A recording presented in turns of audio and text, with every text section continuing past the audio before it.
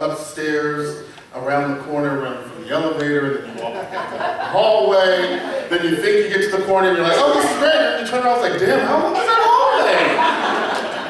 Oh my God. But we're here, and welcome, hello. I need energy. First, you know what? Can we fill it in and come a little closer, because, just a little closer. All this spread outness is really just, is that Audrey from, I'm looking at, I gotta put my glasses on.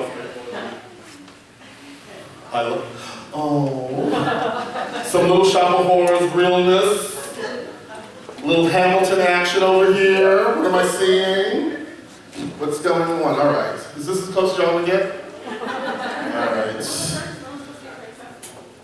Yes. Okay. Well, welcome to Dark Views, when people of color review the Great White Way. Now, as you can see, there's, what's the matter? What's going on in this room? Oh, we're getting her situated. All right, pictures. Oh, get our good sides, honey. Get all the good sides. So what I'd like to do, first of all, is introduce you to our panel, but I have to actually look up the information on my phone, which many of you are very familiar with, yes? Because that was how I managed to put everything where I needed it to be, because I'm that queen. But now, the thing is, you gotta take it off close. All right, so, first of all, let me introduce you to this fantastic panel of folks that are here with you right now. The first person that I want to introduce you to is a man named Solis, who was holding down the fort while we got here, which I appreciate. I love a good opening act. Anyway, but Jose Solis, let me just give you a little read on him, has been writing about film and theater since 2003. His work has appeared in major publications, including the New York Times, how you doing? American Theater, TDS Stages, Time Out Backstage, and he's also the co-host of Token Theater Friends and a producer and host of on the Maximo podcast. He's a member of the Drama Desk, the Society of LGBTQ Entertainment Critics, and the Online Film Critics Society. And when he's not at a show, screening, or writing about all the art that he loves, you can find him singing along to any cast recording featuring Kelly O'Hara. Ladies and gentlemen, Jose Solis. My next guest on our panel, she and I actually, we have a history of being on the red carpet together and standing at the ends going, is anybody gonna talk to us? Miss Linda Armstrong, who is the New York, yes, give it up for Miss Linda. She's been a theater critic over at the New York Amsterdam News for 35 years. Looking like it ain't been that long, how you doing, girl? She's the theater editor of NewWorldReviewNet.net, a global online magazine. Ms. Armstrong is A&E editor, arts and entertainment editor of Harlem News Group's 4 papers, Harlem News, Brooklyn News, Queens News, and Bronx News. So that means you have no excuse if you're in the boroughs to not know what's going on in theater. She also does the annual Blacks on Broadway and Blacks Off Broadway special issues. She's on the board of directors for Adelco, which awards excellence in Black theater, and received a Lifetime Achievement Award in 2015 for her then 30 years as a critic. Ms. Armstrong is also a longtime member of the Drama Desk. Ladies and gentlemen, Ms. Armstrong. Now, my next guest is, as you can see, fabulous. Irene Gandy is the only Black female member of the Association of Theatrical Press Agents and Managers on Broadway and currently works with Jeffrey Richards' Associates. Ms. Gandy is a Tony Award-winning producer on Broadway. For the Girls Once Porgy and Bess. And she's also a producer for Lady Day and Emerson Bar and Grill, starring Audra McDonald, which we know that was the record breaker. In addition to her work in theater, she was also the Associate Director of Special Markets for CBS Records, working with such artists as Earth, Wind and Fire, the Jacksons, Patti LaBelle, the Isley Brothers, and many others. In 2018, she was honored with the Vivian Robinson Adelko Pioneer Award for recognition awards for excellence in Black theater.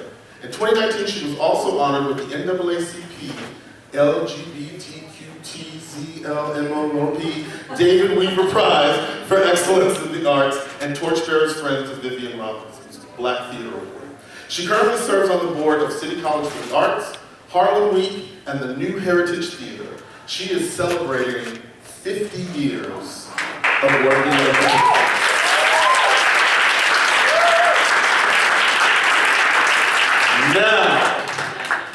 Now we're gonna get into the stuff, okay? Tell us on you. I was shown by Black does. Yes, Black does not crack, honey, especially when you're giving me that big top. How? Boom!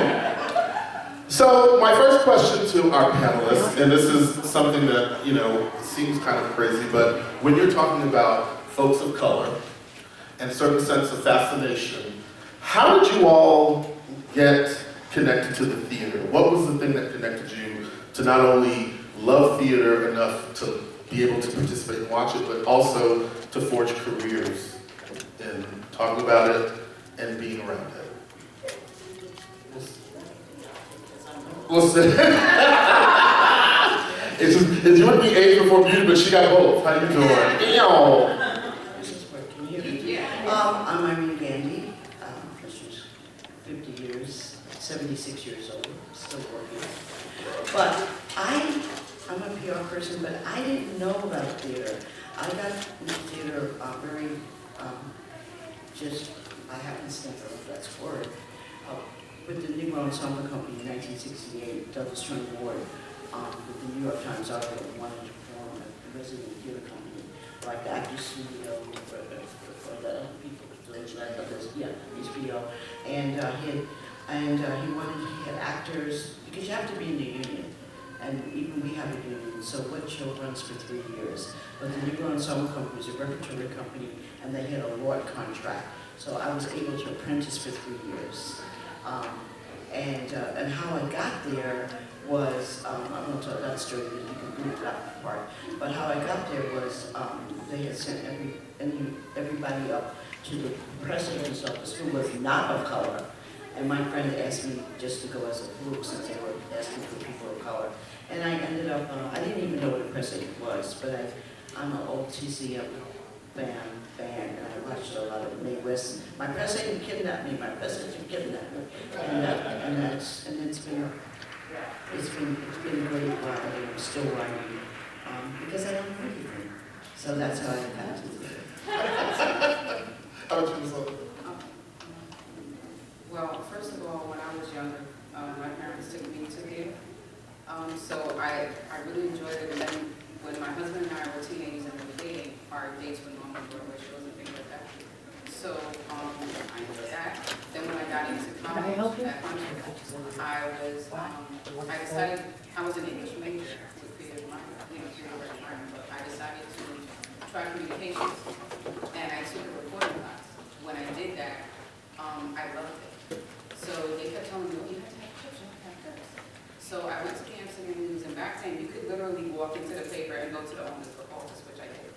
And I went to Mr. Tatum and I said, oh, my name is Armstrong, I'm a student in Hunter, and communications, which is a journalism major, and I know I have to have clips, can I write for you? And he said, well, what do you want to do? I said, arts and entertainment. So he was like, oh, tell Mr. Tappan upstairs. I said, give you work. I said, okay. So I went up to Mr. Tappan and he was like, what do you want to do? I said, well, I really work here. So at first he had me going to, when I say a basement check, I mean literally play the basement. And I was like, okay, cool, my mom wasn't used to it, okay, fine. Then I started doing off-Broadway, I was always doing black theater. But I started doing off-Broadway, and then I said to Mr. Tappan one day, I said, why can't I do Broadway? And he said, the black people aren't going to Broadway. I said, maybe if you told them what was going on, they would go. And from that time on, I've always covered Broadway. And it's just something that I completely love. To me, theater is a gift. Because when it's done well, for 2.5 hours, you escape your reality. And you buy into what they're doing on that stage.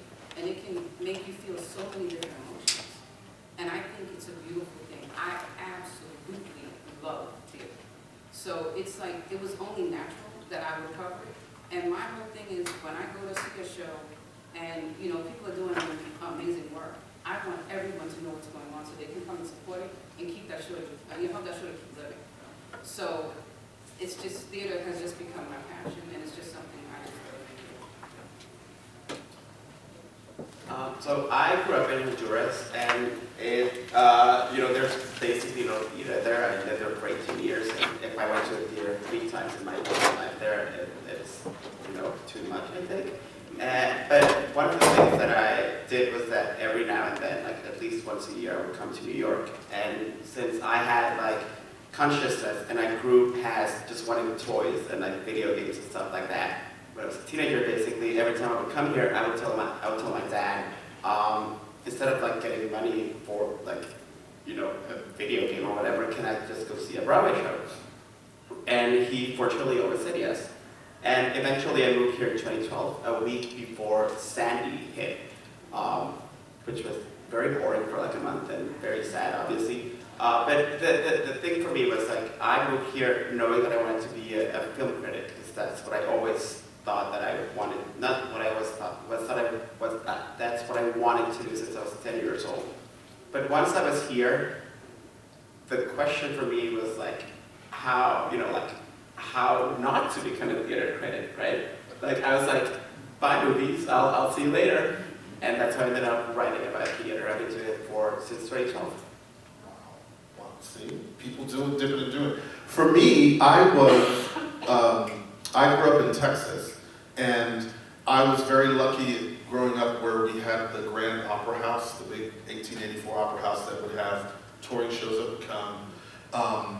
Up with People was very big when I was a kid. I don't know about any of you. Yes, Up with People, where when they come to your school, you want to just run away with them, and then you find out you're going to be living with a bunch of strangers, and you're like, no, I don't think so. It's kind of weird. But then I had a neighbor, like my parents also from Honduras, bien. And, but I was born in the late 60s when black people were basically supposed to be black. And so if you had seen people like me speaking Spanish in 1965, 1970, maybe 1975 in Texas, you freak out a whole lot of people. So they don't know how to handle that because the racism is so complicated, they want to hate you. But anyway, I had this wonderful relationship with my elementary school music teacher, Miss Howard, who introduced me to Pippin at the age of 8 or 9.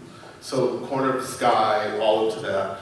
And then my next door neighbor, Miss Wiley, who I'm starting to get tingles now thinking about her, but she was one of those women that lived at our block, and she had a job, she was a single mom, but she was someone who grew up in the age of movie musicals. And so she was like, every time there was a movie musical on, she would call me over, and me and her daughter would sit and watch all these musicals. And so, like, I got attached to the concept from there. And then when you find out, oh my God, there's New York, because I was born in Brooklyn, but we moved to Texas when I was 6. So when you're here in New York, it's like, theater, oh my God, And then you realize what a wonderful life and world that is. And then you come to find out that there's business, there's commerce, there's a whole other energy that goes on with it.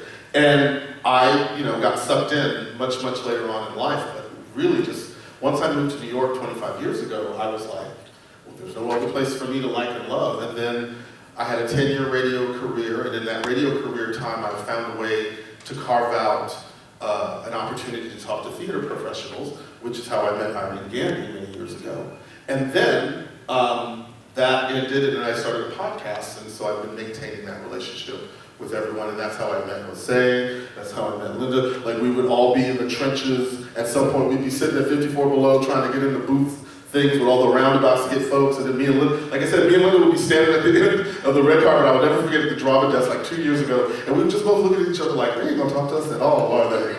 Which is one of the issues that we have as people that cover theater, as well as the folks that review theater. And one of the questions that I want to ask you guys is, when you have found yourselves out and about trying to do this, what are some of the obstacles that you wind up facing dealing with people in our business? I mean, I don't really encounter obstacles because I've been doing it for 35 years. I really have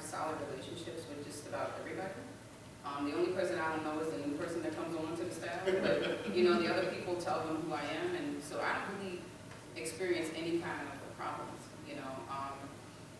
The only problem that I've experienced, it hasn't been with the press people, it's where you sometimes have like another journalist that is really not supposed to be touching your feet, and they decide, oh, I'm gonna try that. So, you know, you just kind of look like, really? I didn't think so. You know, so that's the only issue that I've had, and that's only with one other person who are not me. Oh, see. You're not going to tell me later, right? Because I may have had a scratch or two. I'm just saying. I have been known to bump a bitch or two on a red carpet. I have said it. Like, there ain't enough room for all of us, and you reaching over me, we ain't doing that. But, you know, I have a large imposing figure, so I can get away with those things. How about you, Missy? Well, I mean, I encounter, I don't even think of them as obstacles anymore, but as a, you know, like a checklist kind of thing. So I encounter a barrage of like microaggressions every time I'm trying to do my job. From people asking me, you know, are you sure you're not with the catering staff? To people, yeah.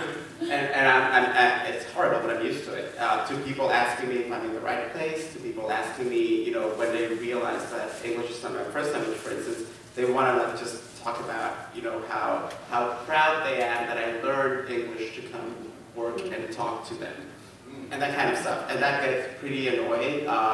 Maybe I should think of it more as an obstacle, and you know, because after a while it does start weighing on you.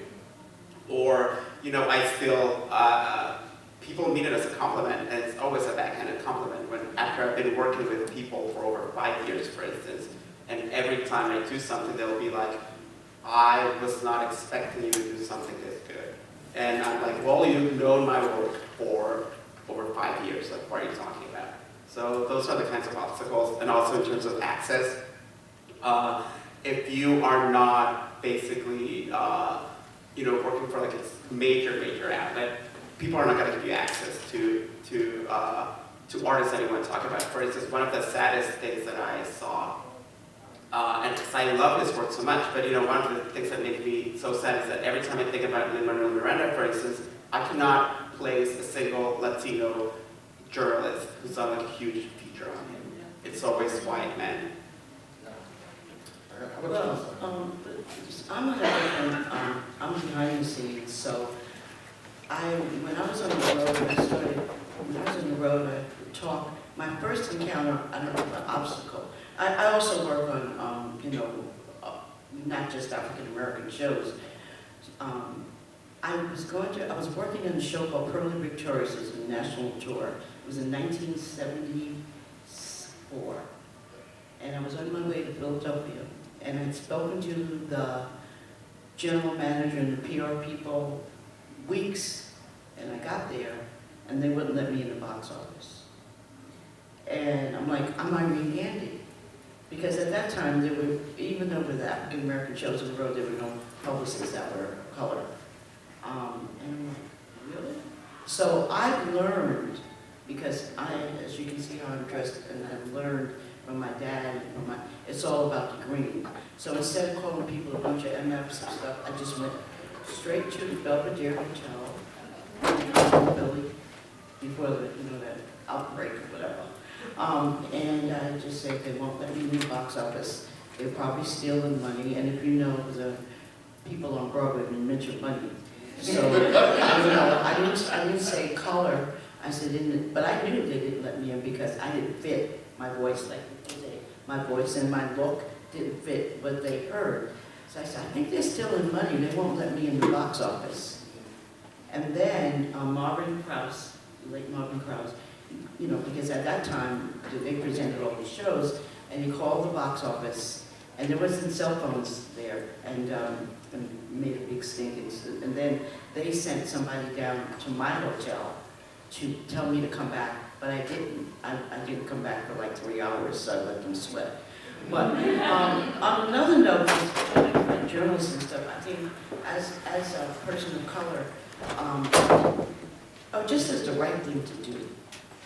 If someone is handling the show, if I'm handling the show, and I'm in the room, I make sure, and Linda can contest to this, I make sure that people of color attend the show, get access to the actors, make sure they get ads in their publications, because that's what I do. Why would I not do that? And I also think it's responsibility for the actors. If you have a black production, you say you can't get to like Blair Underwood or who else is black? David Allen, we were just talking. Well, I'm just saying, I'm subject to charges, but because there's a lot, or somebody like that, or and it has to be. But the people have to actually have an outlet. And I only deal with 4 or 5, after 50 years, I only deal with like 4 or 5 African American journalists. And because I've told them, you have to make your own relationships. And like Linda always has, will always do a story, you'll always see it. And just don't come to opening night, just come to everything.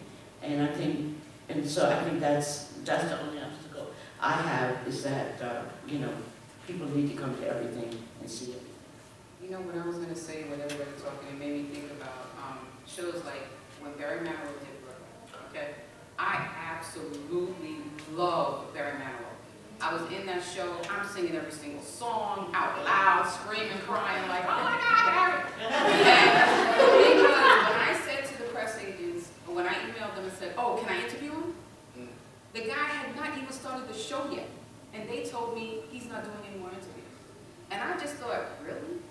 Really? He's not doing it? That doesn't even make sense. He hasn't even started the show. Why can't I get him? But meanwhile, I'm seeing all these other interviews pop up with all these other outlets, and I'm like, it's like that.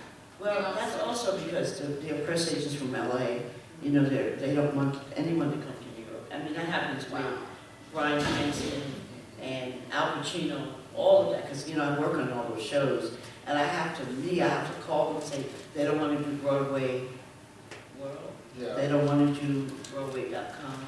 They don't want to do Playbill. So we have that, and that's probably basically what it is. But I don't stand for it.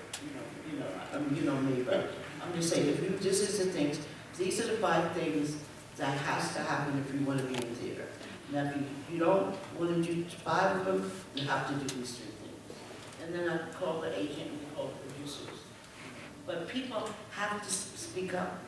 It doesn't happen all the time, and I understand. But so for me, as I listen to that, I'm thinking about, several incidences for me as well, where I've been denied access to people who I too have loved and can, there's a small teensy audience out there for everyone, and it's the hardest thing to try to convince some of the people that are handling all of this press that